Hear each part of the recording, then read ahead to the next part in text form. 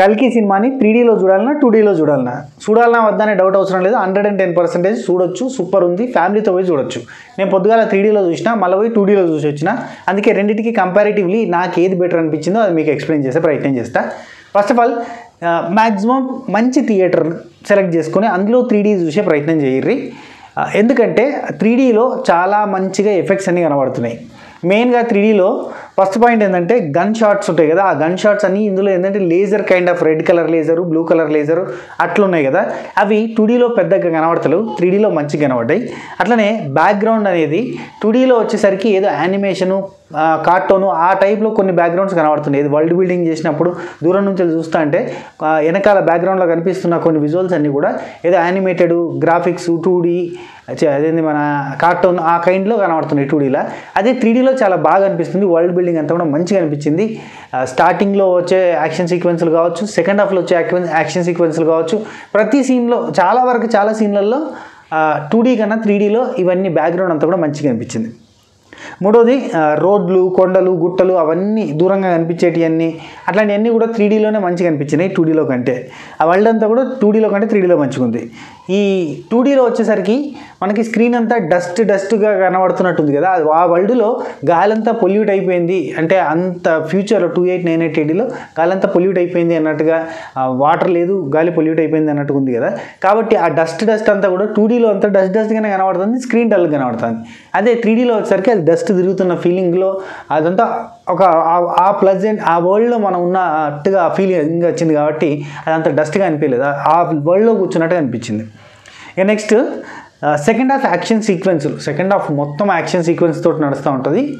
Next level action sequence Hollywood నోరు తెరిచి చూడాలి అని ఆ రేంజ్లో ఉన్నాయి యాక్షన్ సీక్వెన్సులు, అద్దిరిపోయినాయి, నెక్స్ట్ లెవెల్ ఉన్నాయి. సో ఆ యాక్షన్ సీక్వెన్స్లు అన్నీ 3Dలో చాలా బాగున్నాయి. ఎస్పెషల్లీ ఇది మనకి ట్రైలర్లలో, టీజర్లలో, గ్లిమ్స్లలో చూసారా, శంబాలలో ఉండే రెబల్స్ ఆ రైడర్స్ తోటి ఫైట్ చేసేటప్పుడు యుద్ధాలు అవునాయి, అట్లాంటి వాటిలలో కూడా ఈ లేజర్ టెక్నాలజీలు, గన్ షాట్లు అట్లాంటి వాటిలో బాగా అంటే ఆ సీన్లలో బాగుంటాయి కదా. అండ్ విలన్ గ్యాంగ్స్ వచ్చే వెహికల్స్ అవన్నీ మనం ట్రైలర్స్లో, టీజర్స్లో చూసినాం కదా, అవన్నీ కూడా 3Dలో బాగా కనబడుతున్నాయి 2Dలో కంటే. ఆ వెహికల్స్ ఎగిరినాయి కానీ, మహాభారతం సీక్వెన్స్ ఉంది కదా అక్కడ కూడా గుర్రాలు ఎగిరిన అవి కానీ, బాణాలు పోయేటి కానీ అట్లాంటివన్నీ కూడా మనకి 3Dలో మంచిగా కనబడుతున్నాయి 2Dలో కంటే. 2Dలో బాగలేదా అంటే చూడొచ్చు, 100% చూడొచ్చు. మనం ఫస్ట్ హాఫ్లో స్టోరీలోకి ఎక్కుతూ ఉంటాము. ఫస్ట్ హాఫ్ నేను రెండోసారి చూస్తున్నప్పుడు ఫస్ట్ హాఫ్ కొంచెం అంటే కామెడీ, ఫస్ట్ హాఫ్ అంతా comedy and story telling, story building అదంతా మన కథలోకి తీసుకుపోయేది ఉంటుంది కాబట్టి అక్కడంతా సెకండ్ టైం చూస్తున్నప్పుడు అది నార్మల్గా అనిపించింది. కానీ సెకండ్ టైం చూస్తున్నప్పుడు 2Dలో చూస్తున్నా కానీ సెకండ్ హాఫ్ అసలు అదే కిక్కు అంతకు మించిన కిక్ ఇచ్చింది. దానికి కారణం ఏంటంటే ఆ ఫైట్ సీక్వెన్సెస్, ఆ action sequences, Ashwatthama versus Prabhas ఇవన్నీ కూడా సూపర్ అనిపించినాయి అన్నట్టు. అశ్వత్థామ వర్సెస్ భైరవ, అమితాబ్ బచ్చన్ గారు వర్సెస్ ప్రభాస్ క్యారెక్టర్ కానీ ఇవన్నీ కూడా ఆ సీక్వెన్స్ అంతా కూడా సూపర్ అనిపించినాయి. అసలు సెకండ్ టైం కూడా గింత డల్లని ఫీల్ మస్తు ఇంకా కానీ కమాన్ అన్న ఫీలింగ్ వచ్చింది అన్నట్టు, అసలు నెక్స్ట్ లెవెల్ ఉంది. సో అవన్నీ కూడా 3Dలో బాగా అనిపించినాయి. అండ్ మహాభారతం సీక్వెన్స్ ఉంది కదా అదంతా కూడా 3Dలో మంచిగా అనిపించింది 2Dలో కంటే. 2Dలో ఓకే అనిపించింది, ఎందుకంటే 2D ఇదే కొద్దిగా యానిమేటెడ్ టైప్లో ఏదో కొన్ని సీన్లు మనకి 2Dలో చూస్తున్నప్పుడు ఆ ఫుల్ ఫ్లెడ్జ్మెంట్ రాలేదంట చూడరు, అట్లా అనిపించింది అన్నట్టు. కానీ 3Dలో సూపర్ అనిపించినాయి. ఇక నెక్స్ట్ ఇక లాస్ట్ ఒక పాయింట్ అయితే చెప్తా. స్టోరీ, స్క్రీన్ ప్లే, డైరెక్షన్ అంతా కూడా 100కి 200 మార్కులు వేయచ్చు. నాగశ్విన్ గారు మామూలు కష్టపడలేదు. తెలుగు సినిమాని హాలీవుడ్ స్థాయి అంటే బాలీవుడ్ స్థాయికి ఆల్రెడీ రాజమౌళి గారు తీసుకెళ్ళిపోయారు కాబట్టి నెక్స్ట్ స్టెప్కి పోవాలని చెప్పి హాలీవుడ్ స్థాయికి పట్టుకుని పేరు. అండ్ ప్రభాస్ గారి లుక్స్ అంటే ప్రభాస్ అన్న లుక్స్ సినిమా మొత్తం కూడా సూపర్ ఉన్నాయి. ఆ క్యారెక్టర్కి ఇంచుమించు super hero kind of character, మామూలుగా ఉండదు.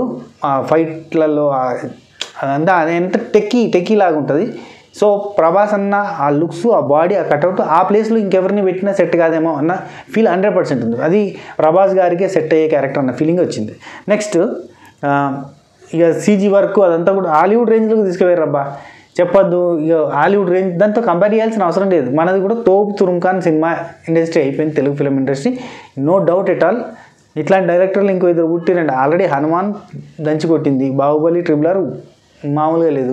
ఇప్పుడు ఇది డైరెక్ట్గా ఇంగ్లీష్ వాళ్ళకే పోటీ పెట్టిండు. సెకండ్ హాఫ్ అంతా కూడా వాళ్ళే నోరు మీద వేలేసుకొని చూడ, ఓ ఏంద్రా ఈ అమ్మ తెలుగు సినిమా ఇది, ఒక లోకల్ ఇండస్ట్రీ ఇంత బాగా తీసింది అన్న ఫీలింగ్ వస్తుంది.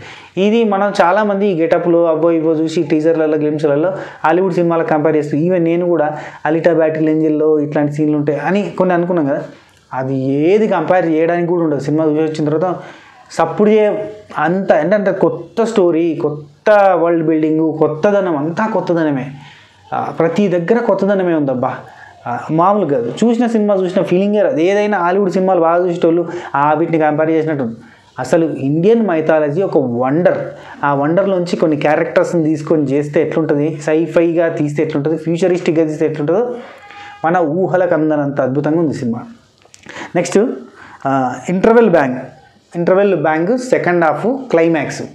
అసలు సెకండ్ హాఫ్ ఇక మాటలు మాట్లాడుకోవటాలు. సెకండ్ టైం చూసి వచ్చిన తర్వాత చెప్తున్నాను, ఫస్ట్ టైం కాదు, 2 సార్లు సినిమా చూసిన వ్యక్తిగా చెప్తున్నా. Second half climax ఊహాతీతము.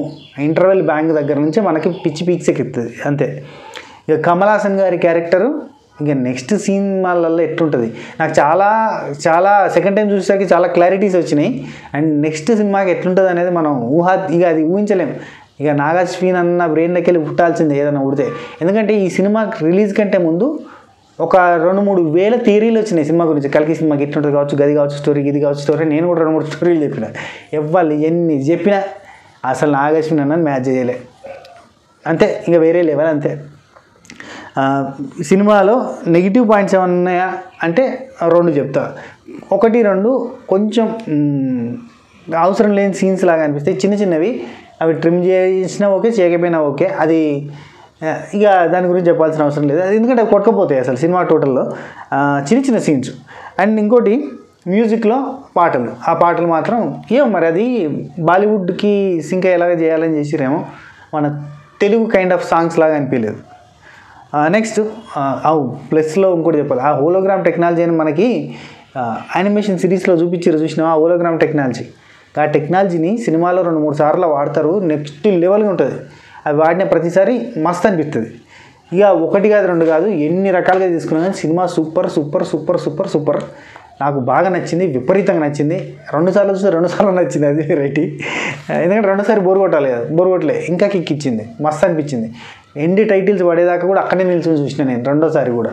ఇంకా 3D అండ్ 2Dలలో ఏది బెటర్ అంటే కనుక 100% 3Dకి ప్రిఫర్ చేయరు. కానీ మంచి థియేటర్ మంచి ఆంబియన్స్లో 3D చూస్తే బాగుంటుంది.